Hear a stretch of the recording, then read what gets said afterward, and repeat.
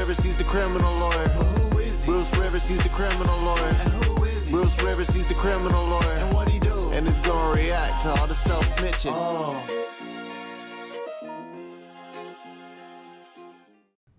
Hi, this is Bruce Rivers. Welcome to another episode of Criminal Lawyer Reacts, where I am a board-certified criminal defense lawyer and reacting to some rap music, stories of the day.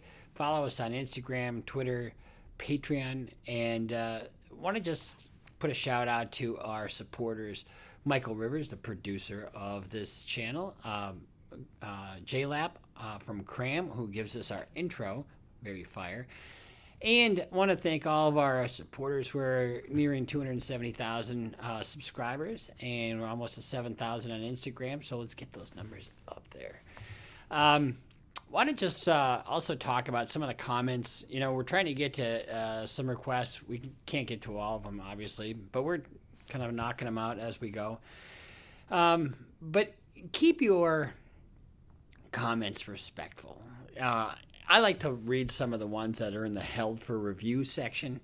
And when I see, hey, fellas, shut the fuck up, and, that kind of stuff, who does that serve? That just shows a lack of respect and a lack of intelligence. If you got something disrespectful to say it, but say it in a very insightful, intelligent, non-shut the fuck up way. Because if all you're going to say is shut the fuck up, then maybe you should shut the fuck up. Anyway. So today we're going to react to Rico story by Speaker Knockerz. Haven't seen this, so this was our producer put this together for us. So let's just dive into it, shall we? It's the Speaker Knockerz. Rico got no money, he done lost his job. He ain't got no choice but to jug and rob. All right. He ain't got no money. He just lost his job. He got no choice but to jug and rob. Bullshit. You always have a choice. Because that's what they call short money. You rob somebody, yeah, you get some money for the night, maybe. Maybe that's what you need, but you always have a choice. He fucked a bitch named Tisha, got one on the way. Got kicked out the house, that he stay at her place. He told her, baby, let's go rob a fucking bank. She said okay, and then they filled the gas tank. Now let's go rob a bank. How great of an idea is that? Oddly enough, if somebody is that down and out, they're probably not going to have the greatest plan to rob a bank. Robbing a bank is one of the hardest things to get away with.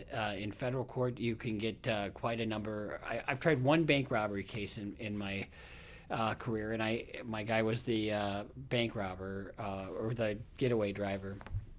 And, he was convicted pretty quickly.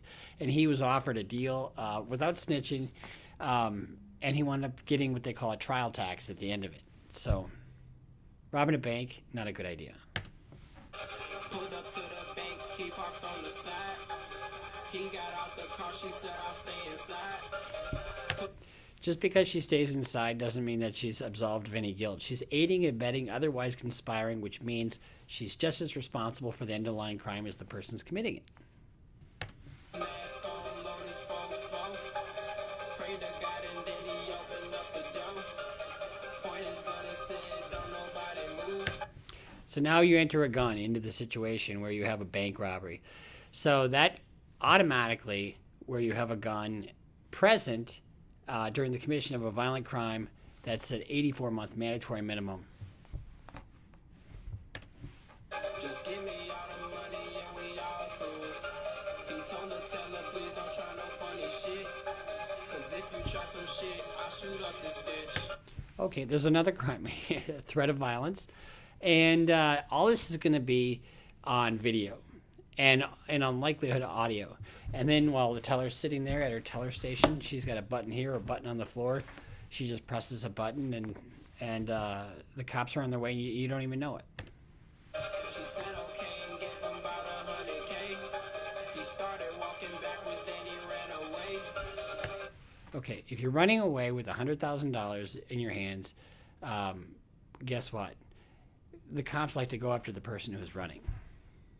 When he got outside, he saw a lot of cops. Ran to the side of the bank and he ain't seen no car. Hands behind your back, turned around and saw that it was Tisha. Damn, now he locked. So it looks like Tisha set him up. You can't be too careful in who you trust and who you don't trust. Rule number one for all you guys out there, never trust a woman that would call the cops on you. You shouldn't be with a woman that would, and never be with somebody who you would have to call the cops on. His bond $1 million. Well, his bond would be $1 million, but in all likelihood, he'd be held without bail. In the federal system, as we know with NBA Youngboy, you can be held without bail. In the federal system, they don't even have to give you a bond because there's a presumption on a case like this that there is no bond. But it's a rebuttable presumption, so that what that means is that the defendant has to come forward and give the reasons that justify letting him out. And if you committed a violent crime like this with a gun at a bank, terrorizing the shit out of people, a judge is not going to let you out. He locked in the cell with a Brazilian. Rico cellmate, name is Pedro. Pedro said he know how to get them pesos. Rico dead broke and he ain't got no bond. But Pedro got connects and paid Rico's bond. Okay, so if Pedro's paying Rico's bond, $1 million, so you got to come up with 10% of that typically, $100,000. You think they're going to do that for free? Probably not. So I'm kind of foretelling where this is going. And I haven't seen this before, so I can tell you where this is going. Rico out of jail and he met the plug. Started moving bricks and got his hands up. Started moving bricks. So you know what bricks are, right? Of course you do. Drugs. Rico went to jail and paid Pedro a visit. Pedro looked at Rico and asked how you live. So one of the dumbest things you could possibly fucking do is somebody puts you in charge with the plug, the person who's the source for the drugs. You go back to jail, and all of a sudden you're going to go talk to Pedro. Well, guess what? Pedro, all that shit is on the fucking telephone. All that's recorded. So how hard is it going to be to... And then you're on video, too, walking into the jail. So you think you're just having a conversation to get your next setup, and really, now you're involved in a conspiracy. Rico said he won out of the dope game, but he loved that fast money off the cocaine. That fast money off the cocaine, that's short money. Short money. Short money is bad money. I don't care who you are. You got a dream? Follow that dream. Don't go for the short money. Pedro said he'd get out in a couple weeks, and he need Rico to loan his ass a couple keys. Rico said, I got you, you know you my homie. Pedro told Rico he was the next Tony. Well, now Rico has made a bad decision even worse because he's out on bond and now he's in the drug game. Heavy. Rico left and got pulled over by a cop. He said, what she said, excuse me, sir, you failed to stop. He looked close and recognized it was his baby mama. He reached under the seat and grabbed his fucking llama.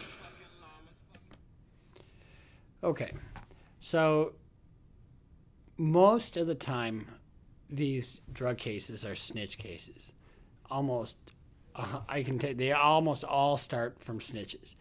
I had one case where my client was sitting in the front seat of his passenger car, passed out with a mountain of cocaine sitting on his lap, on a fucking clipboard, and the cops are, buddy, I guess you're kind of fucked now. I mean, but most of these cases start with snitches, and this is no different.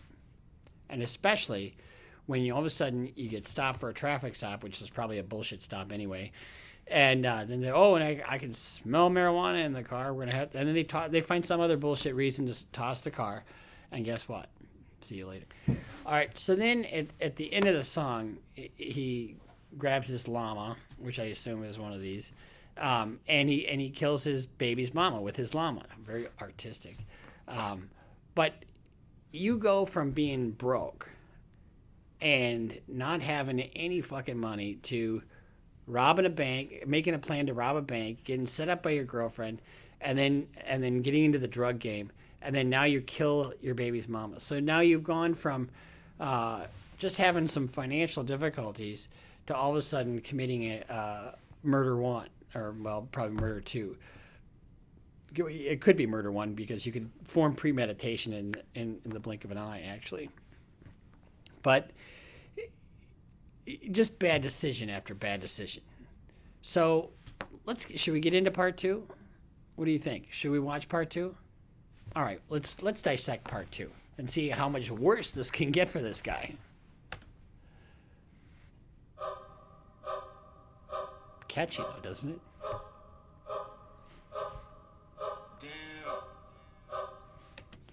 Damn is right. It's the speaker Knockerz. Rico on the run, he just shot a cop. He saw himself on TV, it was 6 o'clock. He running low on money, he back selling rocks. So now Rico's on the run. When you're on the run, it ain't no fun. I just had some clients that came back from Mexico, courtesy of the U.S. government. And you wind up getting super isolated because you don't have any money. And you nobody wants to be around you because you're a target. He don't go nowhere without AKs and Glocks. He got a call from Pedro, said he out of prison. Pedro said he ready, what's up with them chickens? Rico said, nigga, you don't see me on the news. He said he's so confused, what the fuck to do? Pedro told Rico he fly him to Brazil. So now he's let's see, where are we at? So we get to the bank robbery. We have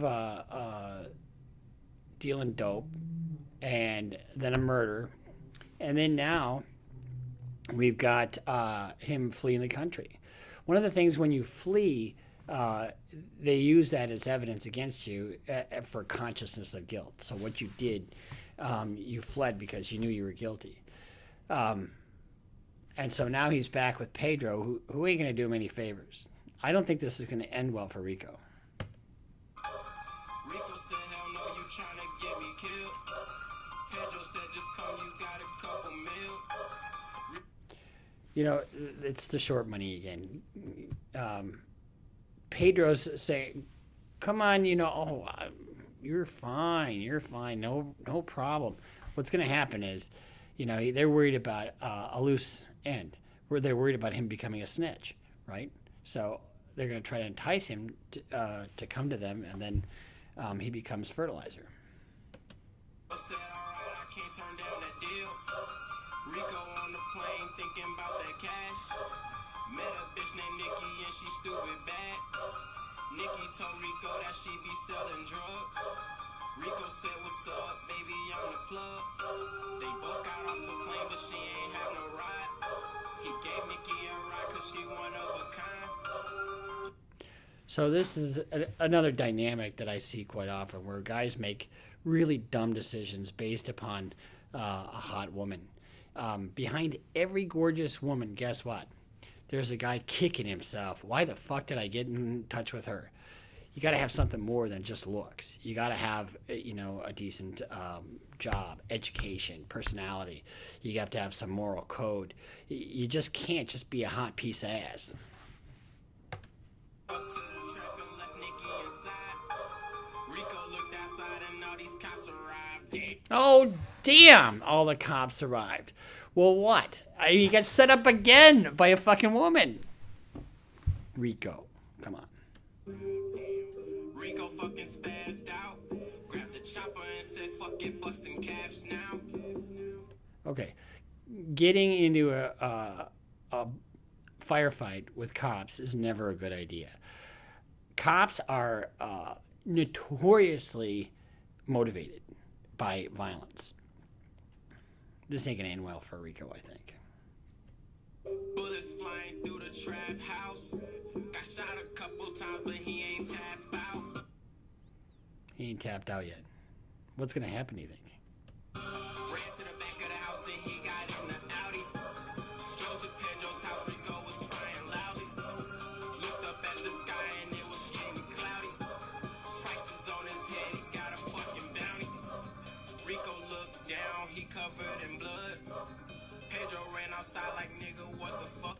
Here's the other thing.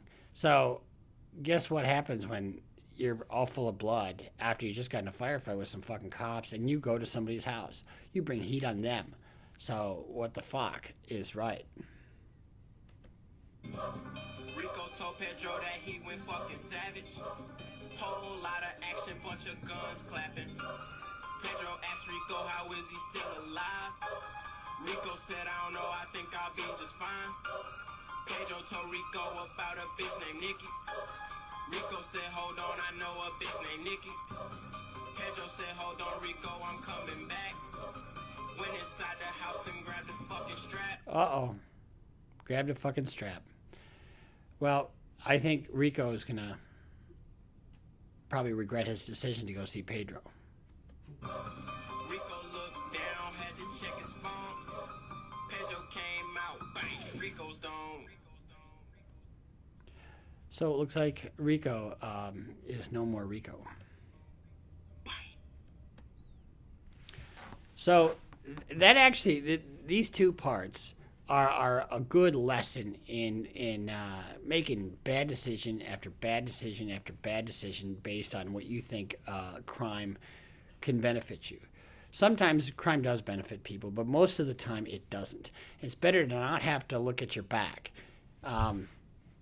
And this all just came because he had some financial hardships, you know. But sometimes people think they're backed into a corner. So there's a part 3 to this. Do you guys want part 3? You think so? Okay. All right. What the hell? We'll do part 3.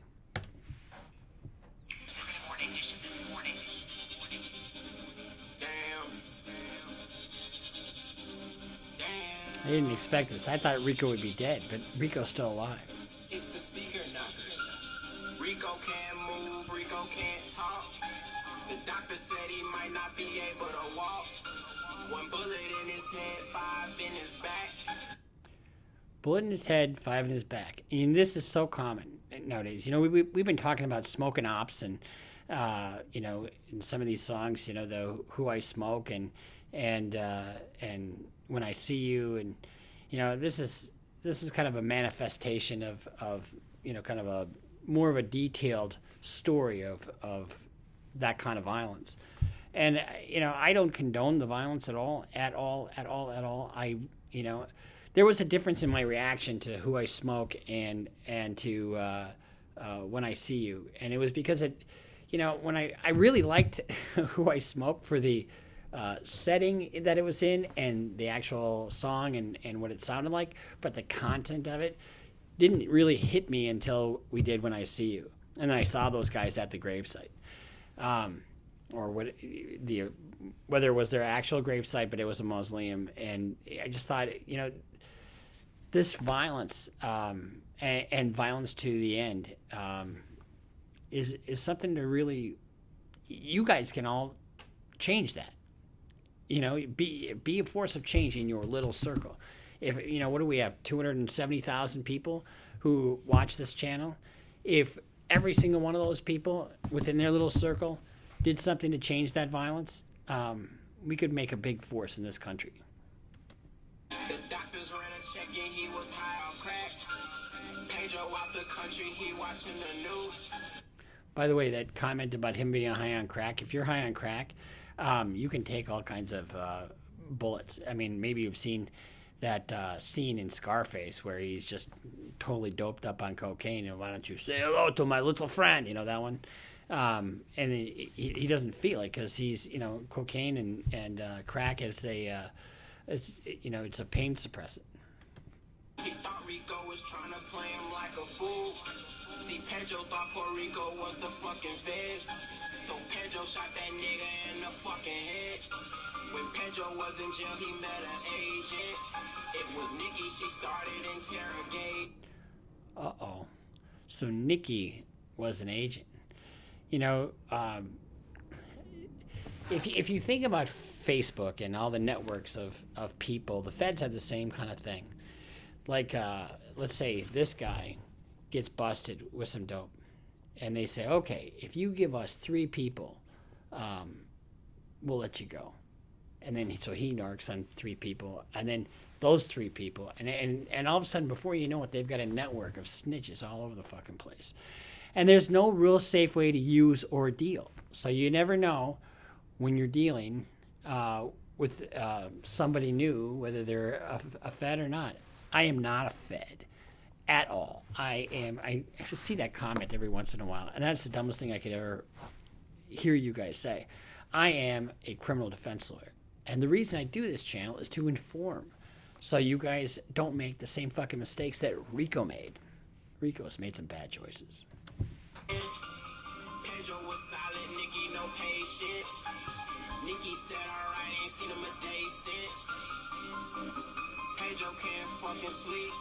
He said fuck it, booked the flight and then he grabbed his keys. Grabbed his suitcase, $100 bills. Made some phone calls, shit about to get real.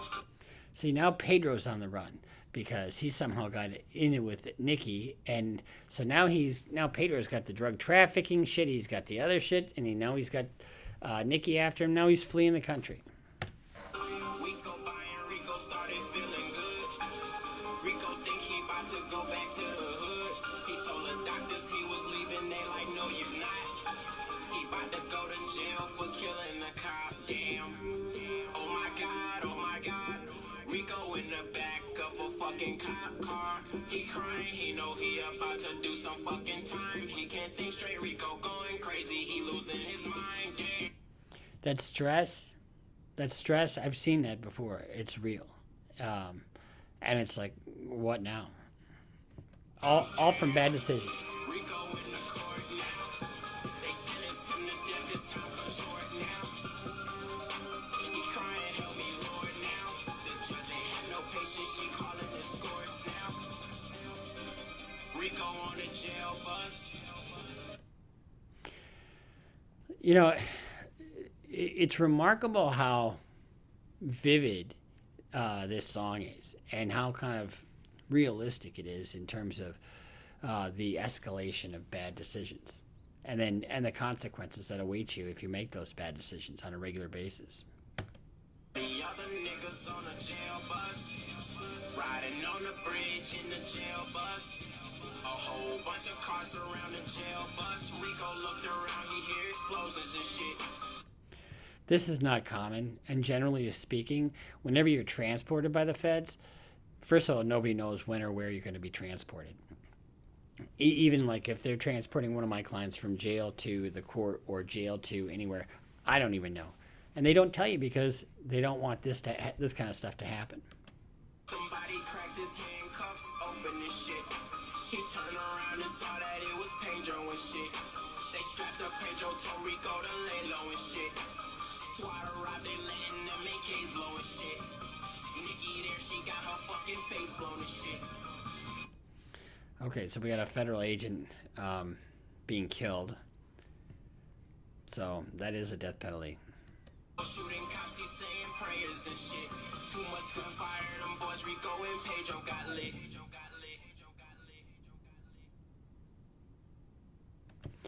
So that was Rico's Story, parts 1, 2, and 3 by Speaker Knockerz. And I think it does a really good job of creating a story. And I don't think, one of the ways to look at this, this is clearly art. I believe. I don't have any reason to believe it's not. It's self-snitching or connected to anything else. It's just a nice, like a mob movie kind of, which I love. Mob movies are my favorite. I'll probably do some reactions to some mob movies, and maybe even to some lawyer movies. But it is something to watch, and I think you can apply the lessons learned in this series of the story of what not to do in your daily life. And remember what I said? I said build. Always be building. Building every day. If you have a dream, go after it. Build. Build your relationships, build your education, build your financial future, and build on what you want tomorrow to look like and make life happen. Don't let life happen to you. So this has just been my comments on Rico's Story, parts 1, 2, and 3. Make sure you follow us on Instagram, follow us on Twitter, follow us on Patreon, and we'll talk to you next time.